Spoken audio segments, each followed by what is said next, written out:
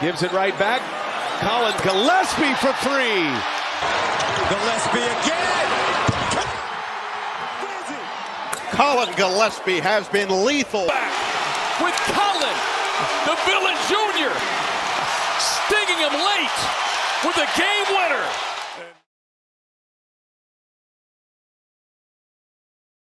If you aren't a fan of the Villanova Wildcats, the Grand Rapids Gold, the Denver Nuggets, or the Phoenix Suns, I can forgive you for not being familiar with Collin Gillespie. But if you are truly serious about taking your game to the next level, it is no longer acceptable to ignore what he is doing as an undersized and athletically outmatched NBA player. And you might want to get on the bandwagon early and learn from him before he becomes a household name, because Collin has been playing his way into a Peyton Pritchard, TJ McConnell type contract by being arguably a top 3 shooter in the league, all while helping the Suns to 7th in the very competitive Western Conference, even after getting rid of Kevin Durant. This video is the first in a series meant for us basketball players who can't rely purely on athleticism and God-given gifts to get to whatever our next level is. And the first person we are breaking down is perhaps the best example of an NBA player who has reached the pinnacle of the sport by becoming exceptional at controlling the controllables. His skill development, his basketball IQ, and his mindset, which I believe are the 3 things that have made him so successful. We'll start with the aspect of Collin's game that has essentially become a requirement for every undersized guard in the modern NBA, and that's his knockdown shooting ability. Gillespie has always been a great shooter. At Villanova, he shot 39% on 5.5 attempts per game, which are elite numbers, and his first 2 seasons in the NBA were very similar, albeit on a smaller volume. But this season, his shooting from deep has been an absolute revelation for Phoenix. He's made the 10th most threes in the league at a 42% clip, a combo of volume and efficiency exceeded only by Jamal Murray. And what's even more impressive is that he's doing it on a steady diet of tough shots for a Suns team that many thought would struggle to create offense after trading Kevin Durant. He has always been a tough shot maker, displaying adaptable footwork, a lightning fast release, and unflinching confidence both off the dribble and on catch and shoot jumpers that allow him to get his shot off against longer and quicker defenders. One specific thing that you could steal from Collin's 3-point shooting is evident in these 2 clips. It's very subtle, but the little hop to the side that he takes while the pass is traveling towards him throws the defender off, because they are forced to adjust their closeout while running at full speed. This is something you can work on adding to your game right away simply by playing 1v1 with a closeout, and moving right or left before you catch the ball, rather than just standing in place. So if Collin's always been a great shooter, what's changed this year to make him one of the best in the league?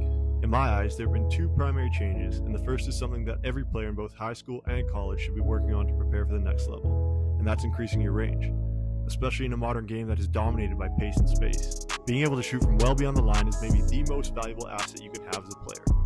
Gillespie has been pulling and hitting from noticeably deeper, which is good for the obvious reason, but also because he's forcing long closeouts that open lanes for him and his teammates more often. The second change was largely out of his control, but it's worth mentioning because it's a factor that impacts so many players, and that's opportunity. He started his pro career stuck in the G League before he got a cup of coffee with the Denver Nuggets. Then last season with the Suns, he played 14 minutes a game and was largely a floor-spacing minute eater on a team that revolved around Kevin Durant and Devin Booker. This year, he's averaging more than double the playing time and has basically been given the keys to the offense alongside D-Book. So while working hard and becoming the best basketball player possible is the most important thing, we can also learn from his career thus far and see that opportunity is critical as well. So if you aren't currently in a position where you feel like you are being utilized to your full potential, keep working, playing the right way, and your opportunity will come. The last thing to note with his shooting is that it doesn't just come down to the points he scores from beyond the arc. If you shoot as well as he does, teams will do everything they can to take that away. And they often do that by overcommitting and allowing dribble penetration and passes to wide open teammates that they see as worse shooters. As you can see from these clips, Gillespie doesn't even need to pump fake to have defenders fly out at him. When you gain a reputation as an elite shooter, defenders will often react like you are shooting anytime the ball touches your hands, and opposing teams will run coverages that provide easy scoring opportunities for you elsewhere, like the Timberwolves top blocking Gillespie here, which gives them a wide open backdoor layup. No matter your size or athletic ability, anyone can develop a signature skill. Steph Curry changed the game with his shooting, Kyrie is a once-in-a-generation ball handler, and Steve Nash, who's now an advisor for Gillespie's Suns, passed the ball like few others ever could. Maybe Collin would have made it to the league on his shooting alone, but I'd argue the skill that sets him apart from the majority of guards in the NBA is his ability to play off of 2 feet better than anyone not named Jalen Brunson, his fellow Wildcat alum. And that's not a coincidence. Former Villanova coach Jay Wright emphasized the importance of playing off 2 feet. and it shows in how Brunson and Gillespie played in college and now in the NBA. Collin is short of stature, but that gives him a low center of mass, and combined with the strength that he's obviously worked very hard for, and the skills developed under Jay Wright, he shoots a very respectable percentage at the rim for a point guard. Most of the guards who shoot a higher percentage from two are far less vertically challenged than he is, and the secret to finishing so efficiently in among the trees and against vastly superior athletes, like Amen Thompson here, is simply playing off 2 feet. This allows him to leverage his low center of mass to bump defenders off ever so slightly, to give him just enough space to finish. And this doesn't just translate to scoring. So many young players touch the paint and fly to the rim at one speed, which doesn't allow time for the defense to react to you doing a great job of getting that paint touch. Playing off of 2 feet like Collin does here is a great way to slow down and give yourself time to make high-level reads in the most dangerous spot on the court. Here's the brutal truth. Scoring alone will not get you to the next level. Defense is the separating factor between the players who look really good in high school and college, but flame out at a higher level, and the guys who get paid to play basketball for a living. You might think that you aren't capable of being a great defender because you lack the physical tools, but Gillespie has proved that anyone can be an impact player on the less glamorous side of the ball. Purely given his size, he's not going to be super effective as a point of attack defender on elite NBA guards, but he doesn't have to be. Instead, he hangs his hat on being the smartest player on the floor at all times. What he's doing in these clips is easily overlooked, but his positioning is perfect. A lot of players make the mistake of being in no man's land. They're not in a position to help while also being too far from their check to close out effectively. But we can learn from him here. He is in to get out, which means he's in a position to cut off driving lanes to help his teammate, while also knowing exactly where he needs to go to recover to his check. The other key to his defensive impact is his knowledge of common patterns in the game, which is something every player can learn from, because it comes from watching a lot of film purposely and playing a ton of basketball. There are a few very common actions that occur countless times in every game at every level, and the pick and roll is the first action you should learn to identify. Nowadays, guards are so conditioned to throw those passes to rollers without even looking, that you could easily get one more steal every game simply by learning to identify those patterns. Gillespie is also a master of taking calculated risks.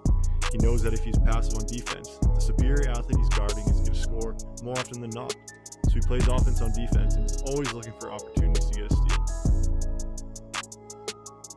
Lastly, if there's one thing you can add to your game right now to improve your defense, it's just picking up full court.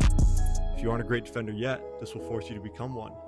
And if you're a skilled defender already, there's absolutely no simpler way to add value to your team and stand out to coaches at the next level than by picking up 94 feet and causing chaos. So go to your coach and tell them that you want to start picking up full court so that you can work on your defense. No coach in their right mind is going to say no to that. And if they do, well, you can send them my way, and I'll happily take care of that for you. If you aren't a 5-star recruit with world-class athleticism, being a great scorer, solid defender, and a high IQ player might not be enough to get you to the next level. You're going to have to do the little things better than anyone else. And for those of you in high school, that means you should be crushing it in the classroom to leave no doubt for coaches that you'll be able to handle university classes.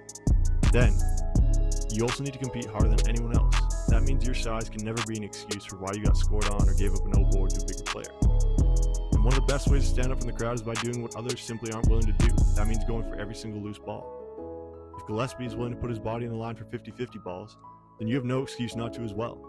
And lastly, but probably most importantly for players who are going to try to make it to the highest level, in spite of their size and lack of athleticism, is having a resilient mindset. You will get crossed over. You're going to get dunked on, and you will have your shot pinned despite making a great move. You cannot control that, but you can control your response. If you can clap in the face of adversity like he does here, flip the page and focus on making the next great play, you'll be well on your way to playing at the next level, just like Collin Gillespie. In the second half. It's out to Samuels. Some guy's out there trying to wipe up the sweat on the floor. And he moved as fast as he's ever moved. Here's Gillespie. Threads it inside. What a pass to Samuels. If you like this breakdown and want to see more just like it, along with other videos with insights from a pro player who has reached that level despite his complete lack of natural athleticism, drop a like and subscribe to Next Level Basketball. Thanks for watching.